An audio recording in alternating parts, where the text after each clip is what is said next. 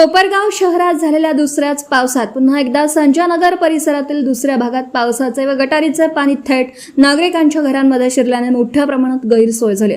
स्थानिक नागरिकांच्या म्हणण्यानुसार परिसरात करण्यात आलेल्या भूमिगत पाईपलाईनमधून पावसाचे पाणी अपेक्षित वेगाने पुढे जात नसल्याने काही ठिकाणी पाणी साचत आहे. त्यात साचलेल्या पाण्यामुळे गटाराचे व पावसाचे पाणी नागरिकांच्या घरापर्यंत पोहोचत असून नागरिकांना मोठा त्रास सहन करावा लागत आहे. तसेच घरातील संसारोपयोगी वस्तूंचंही नुकसान होत असल्याचं नागरिकांनी सांगितलं. घटनेची माहिती मिळताच स्थानिक नगरसेवकांनी घटनास्थळी भेट देऊन परिस्थितीची पाहणी केली. यावेळी नागरिकांनी आपल्या अडचणी मांडत या समस्येवर कायमस्वरूपी उपाययोजना करण्याची मागणी केली आहे. सुमन शिवाजी सोनवणे, मी संजयनगर मध्ये राहते, पण माझ्या दोन्ही घरामध्ये पाणी होतं. स्वयंपाक चालू होता असताना घरामध्ये पाणी घुसलं पूर्ण माझ्यावाल्या. अजून जेवण नाही, काहीच नाही. कवच पाणी उपसून राहिले, मी धुवून काढून राहिले.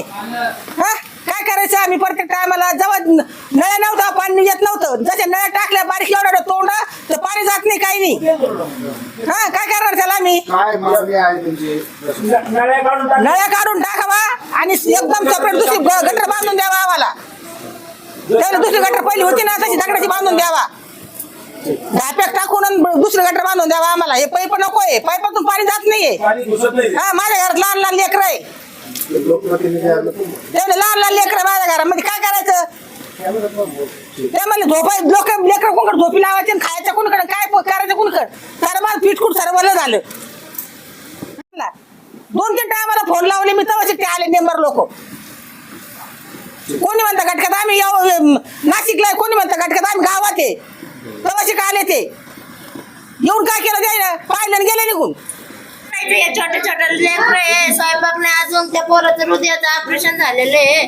काय खायचं, कसं राहायचं? आता हे पाण्याचं काही बंदोबस्त करायला पाहिजे ना त्यांनी. मतदान असल्यावर कसं येतात आपल्याकडं? मग तसं आता पाणी आलं तर आले तर करून द्यायचं. हे पाहिलेलं जे कारण आहे, दर पावसाळ्यात तसंच असतं. एवढं एकच पावसाळ्यात नाही, दर पावसाळ्यात तसंच पाणी घरात येतं. पावसाळ्याची नुकतीच सुरुवात झाली असून आगामी काळात आणखी मुसळधार पाऊस झाल्यास या परिसरातील नागरिकांना अधिक मोठ्या समस्यांना सामोरं जावं लागू शकतं. त्यामुळे भूमिगत पाईपलाईनमधील पाण्याचा निचरा सुरळीत होण्यासाठी तसेच पाणी साचण्याची समस्या कायमस्वरूपी सोडवण्यासाठी पालिका प्रशासन कोणती ठोस उपाययोजना करणार याकडे आता स्थानिक भागातील नागरिकांचं लक्ष लागून आहे. माझं गाव चॅनलसाठी स्वप्नील कोपरे, कोपरगाव.